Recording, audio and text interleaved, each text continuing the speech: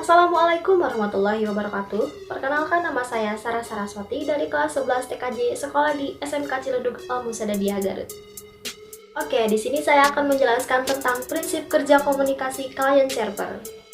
Untuk yang pertama, saya akan bahas pengertian dan konsep dasar client server. Simak videonya baik-baik ya. Klien merupakan sembarang sistem atau proses yang melakukan suatu permintaan data atau layanan ke server. Sedangkan server adalah sistem atau proses yang menyediakan data atau layanan yang diminta oleh klien. Kesimpulannya, client server adalah pembagian kerja antara server dan klien yang mengakses server dalam suatu jaringan. Jadi, arsitektur client server adalah desain sebuah aplikasi terdiri dari klien dan server yang saling berkomunikasi ketika mengakses server dalam suatu jaringan.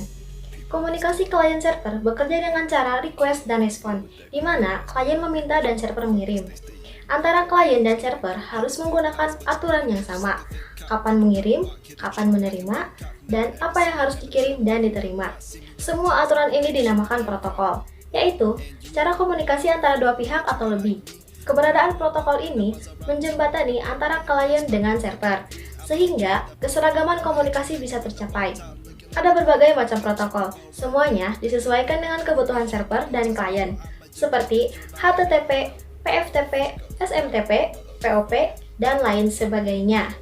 Yang pertama, HTTP atau Hypertext Transfer Protocol adalah protokol untuk mengirim file hypertext atau HTML pada internet. HTTP adalah protokol yang paling penting digunakan di jagat internet, yaitu WWW atau World Wide Web.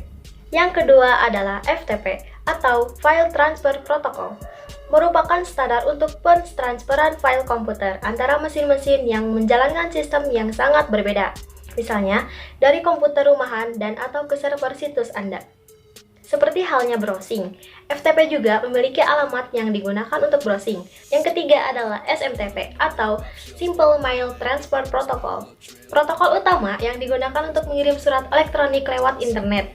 Yang keempat adalah POP atau Post Office Protocol, adalah metode untuk mengambil email dari server.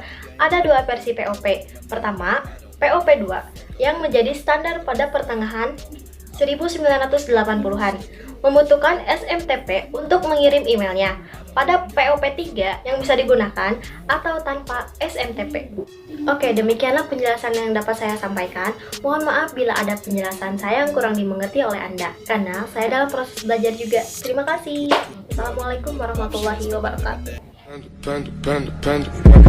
I got broads in Atlanta, just to the lean, the family, credit cards and the scammers, hitting the licks in the band.